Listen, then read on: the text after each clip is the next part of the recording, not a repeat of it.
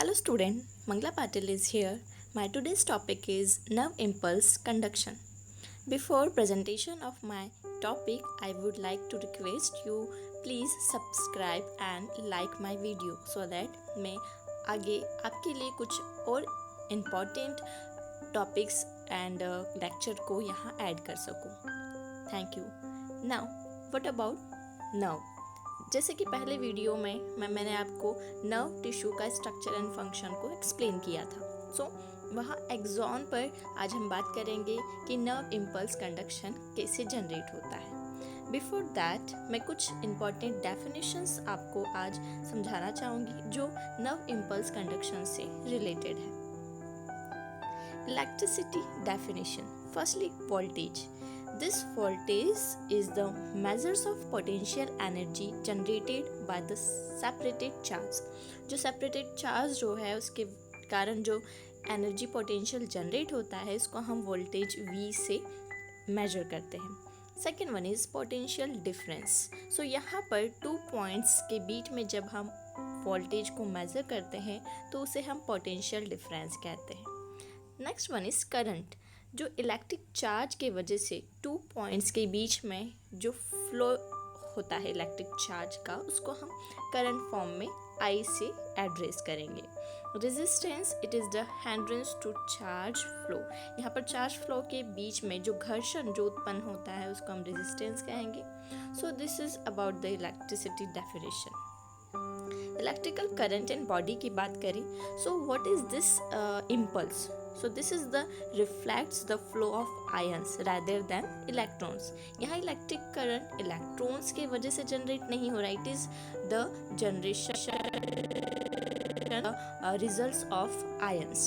सो यहाँ पर आयंस के डिफरेंसेस के वजह से फ्लो जनरेट होता है उसका वो रिफ्लेक्ट होता है. एंड यहाँ पर हम बात कर रहे हैं कि ये मेम्ब्रेन के साइड्स पर जो पोटेंशियल जनरेट होता है वो या तो अक्रॉस द मेम्ब्रेन आयंस के डिफरेंसेस के वजह से होता है और या हो सकता है कि वहाँ पर आयन फ्लो के वजह से जो रेजिस्टेंस जनरेट हो रहा है सो दैट वहाँ पर आप पोटेंशियल को देख पाओगे. सो this is the electrical current and the body. Next one is resting membrane potential. इसको हम VR से एड्रेस कर. पोटेंशियल डिफरेंस यहाँ पर -70 MV लेंगे. So across the membrane of resting neuron यहाँ पर हम रेस्टिंग मेम्ब्रेन पोटेंशियल उसको कहते हैं. It is generated by different concentration of sodium ion, potassium ion, chloride ion and protein ions. So इसी के वजह से यहाँ पर डिफरेंट कंसनट्रेशन के वजह से ये पोटेंशियल जनरेट होता है. सो इसकी स्टडी हम नेक्स्ट मैकेनिज्म में आपको डिटेल में स्टडी करेंगे. मेजरिंग मेम्ब्रेन पोटेंशियल को हम कैसे देख सकते हैं. यहाँ पर आप न्यूरॉन डायग्राम देख पा रहे होगे. इसे हाईलाइट इन लार्ज डायग्राम में आप देख पा रहे होगे. बाहर across the membrane outside plus charge है एंड इनसाइड माइनस चार्ज है. इसे हम ग्राउंड इलेक्ट्रोड आउटसाइड सेल से मेजर करें वोल्टामीटर से तो यहाँ पर आपको एड्रेस करके मिल जाता है -70 MV एंड सो मैनी. सो यहाँ पर हम मेजरमेंट इजीली कर सकते हैं. रेस्टिंग मेम्ब्रेन पोटेंशियल की बात करें तो यहाँ पर आप फर्स्ट डायग्राम देख सकते हो. इनसाइड द मेम्ब्रेन MV यहाँ पर आपको पोटेशियम का सोडियम का एड्रेस किया हुआ है एंड आउटसाइड. तो यहाँ पर हम आउटसाइड में देखें तो सोडियम प्लस माइनस जो सोडियम प्लस आयन से उसमें 150 आप MV इसको देख रहे हो और इनसाइड देखिए सोडियम 15 MV है जो कि बहुत कम है. वही अगर हम कंट्रास्ट में बात करें इनसाइड पोटेशियम आयन 150 MV है, वही आउटसाइड पोटेशियम आयन 5 MV है जो कि बहुत कम है. So this is the resting membrane potential. Now the membrane potential signals की बात करते हैं. सो सिग्नल्स कैसे अराइज होता है. It use to integrate send and receive the information. जब भी एक्शन पोटेंशियल जनरेट हो रहा होता है इट मीन सिग्नल जनरेट होता है सो उसके लिए फर्स्ट ऑब्जेक्ट इंफॉर्मेशन चाहिए. सो दिस इंफॉर्मेशन जैसे ही एक्सॉन मेम्ब्रेन पर पहुंचती है वह सिग्नल प्रोड्यूस होता है जनरेट होता है. So this membrane potential change due to the change in membrane permeability to ions. Second one is alternation of ion concentration across the membrane. तो दो ही कारण हैं. या तो मेम्ब्रेन की परमेबिलिटी आयंस के लिए चेंज होगी तो मेम्ब्रेन पोटेंशियल चेंज होगा, या तो फिर आयन का कंसंट्रेशन अक्रॉस द मेम्ब्रेन है, अगर वो अल्टर हो रहा है तो उसके कारण भी मेम्ब्रेन पोटेंशियल चेंज हो सकता है। वहाँ पर 2 टाइप के सिग्नल्स आप देख सकते हो, एक ग्रेडेड पोटेंशियल होगा, second one is action potential होगा। More about this changes in membrane potential, तो ये चेंजेस जब हो रहा होता है, सो ये 3 का इवेंट्स है, उसके वजह से ये चेंजेस आपको मिलेंगे। First one is depolarisation, repolarization and hyperpolarization. These are the major important 3 events जिसके वजह से इम्पल्स कंडक्शन हो रहा होता है। डीपोलराइजेशन स्टेट या इवेंट में हम बात करें, it is inside of the membrane become less negative. जैसे हमने आगे बात किया कि inside less even negative charge होता है, आउटसाइड पॉजिटिव चार्ज होता है, लेकिन डीपोलराइजेशन फेज में जो इनसाइड द मेम्ब्रेन जो सिचुएशन और कंडीशन होती है वो लेस नेगेटिव होगी, सो उसको हम डीपोलराइजेशन से एड्रेस करेंगे। सेकेंड वन इज रीपोलराइजेशन, जब मेम्ब्रेन रिटर्न होगी अपनी रेस्टिंग मेम्ब्रेन पोटेंशियल की साइड पर, तो उसे हम कहते हैं रीपोलराइजेशन। मीन्स यहाँ पर इनसाइड प्लस चार्ज होगा एंड आउटसाइड पॉजिटिव चार्ज होगा। And third one is hyperpolarisation, इस कंडीशन में inside the membrane more negative charge वहाँ पर प्रेजेंट होगी रेस्टिंग पोटेंशियल के कंपैरिजन में, सो यहाँ पर हम इसको कहेंगे hyperpolarisation. Now one by one हम यहाँ पर इस इवेंट्स को एक्सप्लेन करते हैं in the form of this graph. यहाँ पर हम with respect to time and trans membrane potential, यहाँ पर हम इन 3 इवेंट्स को देख पा रहे हैं। फर्स्ट वन, अगर बात करें हम एक स्ट्रेट लाइन अगर आपको दिख रही है -70 पर, it is the resting potential. उसी रेस्टिंग पोटेंशियल ए पर आप देखिए, जब केमिकल स्टिमुलेशन अप्लाइड होता है तो वहाँ पर आपको ग्राफ थोड़ा ऊपर मिल रहा होगा। सो यहाँ पर ये स्टेज जो होगी, ये इवेंट जो होगा, ये होगा डीपोलराइजेशन, बिकॉज यहाँ पर परमेबिलिटी ऑफ मेम्ब्रेन चेंज होगी।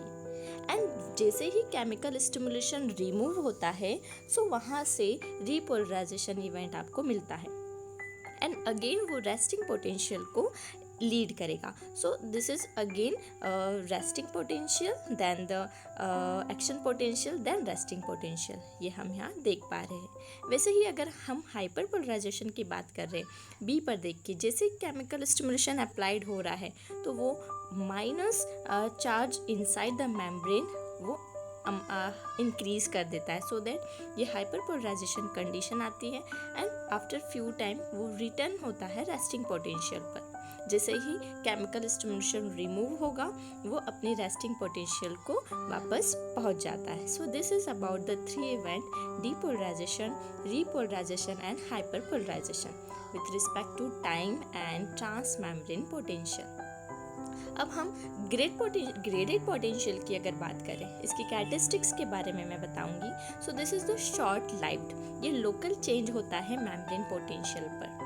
इसकी इंटेंसिटी विद डिस्टेंस डिक्रीज होगी, साथ ही मैग्नीट्यूड वेरी करेगा directly with strength of the stimulation. तो ये डायरेक्टली स्टिमुलेशन पर, उसकी स्ट्रेंथ पर ये वेरी करता है, उस पर डिपेंड करता है। And it is also called depolarization और hyperpolarization।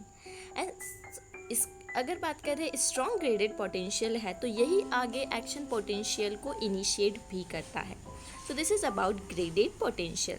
Now this diagram shows the graded potential, it means depolarisation. आप देख पा रहे हो डायग्राम को, इनसाइड नेगेटिव चार्ज है, आउटसाइड पॉजिटिव चार्ज है, लेकिन इन प्रेजेंस ऑफ स्टिमुलेशन आप रेड स्ट्रिप वहाँ एक रीजन देख पा रहे हो, it is a depolarise region. And इसी का स्प्रेड ऑफ डीपोलराइजेशन भी आप देख पा रहे हो, it means more positive charge आपको अंदर साइड दिख रहा होगा, वही उसी के इन बिहाफ में आप नेगेटिव चार्ज बाहर देख पा रहे हो। So it is the spread of depolarisation. Graded potential जो है ये वोल्टेज चेंज डेक्रीमेंटल कंडीशन में हो सकता है, इट मीन्स इसकी जो करंट है ये क्विकली डिसिपेट हो सकती है ड्यू टू लैकी प्लाज्मा मेम्ब्रेन। लैकी प्लाज्मा मेम्ब्रेन की वजह से भी ये करंट डिसिपेट हो सकता है। और ये बहुत शॉर्ट डिस्टेंस को ट्रैवल करता है। मीन्स जहाँ से इसकी ओरिजिन हुई है ये या तो वहीं तक रहता है या तो उसका जो डिस्टेंस है वो बहुत शॉर्ट होगा।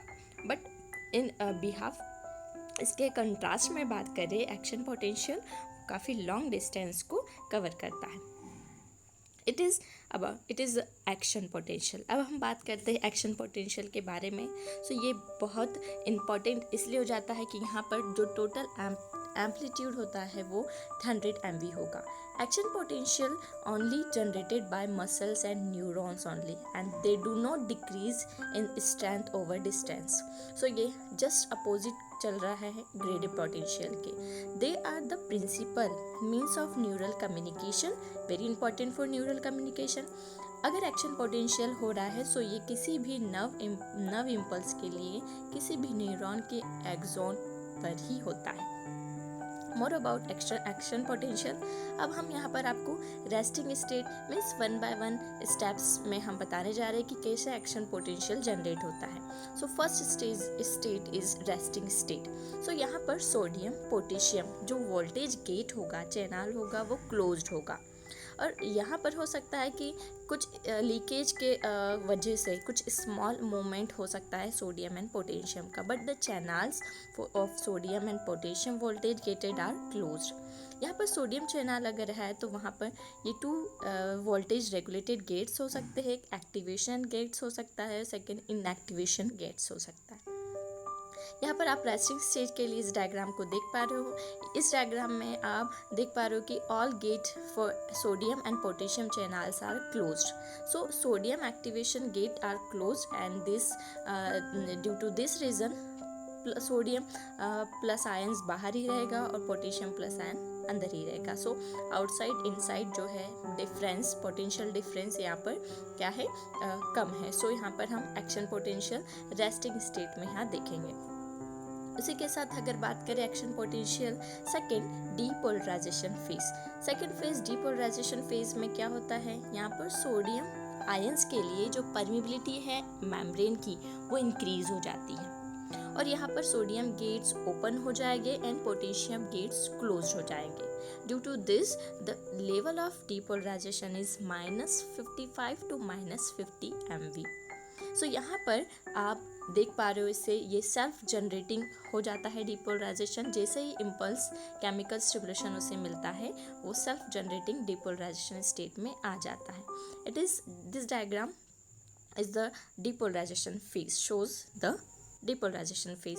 सो आप देख पा रहे हो डायग्राम में सोडियम चैनल्स यहाँ पर ओपन है, दोनों ही sodium channel, so that sodium outside से अक्रॉस द आउटसाइड वो मेम्ब्रेन के अक्रॉस इनसाइड वो इजीली डिफ्यूज आउट हो पा रहा है। सो आप यहाँ देख पा रहे हो कि सोडियम चैनल ओपन होने की वजह से सोडियम प्लस आयंस इनसाइड अंदर एंटर हो रहे हैं। So this phase is depolarisation phase.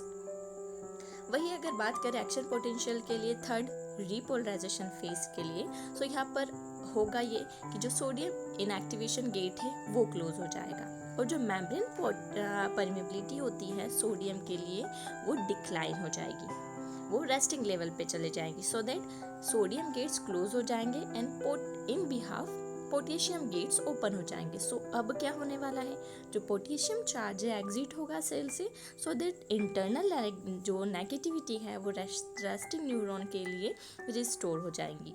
So this diagram shows the repolarisation phase. आप देख रहे हो सोडियम गेट क्लोज हो गया है, पोटेशियम अगर गेट ओपन है, चैनल ओपन है तो पोटेशियम बाहर जा रहा है। सो दैट ये इंटरनली माइनस नेगेटिविटी को ये क्या करता है, यहाँ पर रिस्टोर करता है। And fourth one is action potential, it is the last hyper polarisation.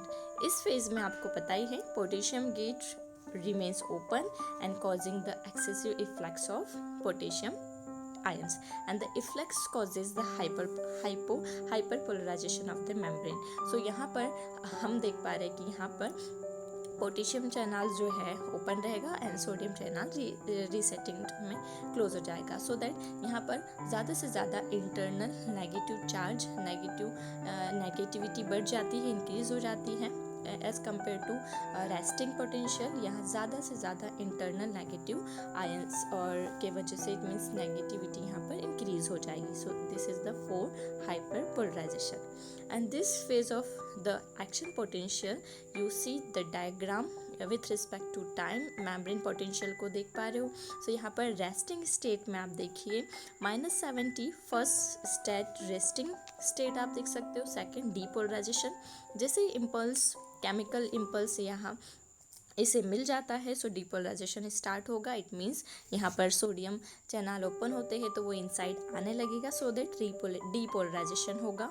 सो यहाँ पर एक्शन पोटेंशियल जनरेट होगा एंड इमीडिएटली जैसे ही थर्ड फेज आता है रीपोलराइजेशन, तो रीपोलराइजेशन में यहाँ पर ग्राफ आपको नीचे आता हुआ मिलेगा एंड हाइपरपोलराइजेशन में आपको ग्राफ बिल्कुल नीचे टाइम लाइन को टच करते हुए मिलेगा. सो यहाँ पर नेगेटिविटी बहुत ज़्यादा हाई हो जाती है सो दैट ये ग्राफ आपको रेस्टिंग से नीचे मिलता है. जो लाइनिंग होती है वो रेस्टिंग से और नीचे आ जाती है. So this diagram shows the phases of the action potential. So during this आपको चैनल्स के बारे में भी पता होना चाहिए, कौन सा ओपन है, किस टाइम में कौन सा क्लोज है. So from the starting -70 MV के टाइम आप देख रहे हो सोडियम चैनल ओपन है. उसी के बाद कुछ नेक्स्ट स्टेप जो होगी उसमें सोडियम चैनल ओपन ही रहेंगे, देन सोडियम चैनल क्लोज हो जाएंगे, देन पोटेशियम चैनल ओपन हो जाएंगे, देन लास्टली रीपोलराइजेशन फेज के लिए पोटेशियम चैनल क्लोज हो जाएंगे. सो this is the coloured strips of the channel gates which shows the opening and closing. So this is action potential. I hope so कि आपको आज का मेरा इस जो लेक्चर वीडियो है ये समझ में आया हो. So keep study well. Thank you so much.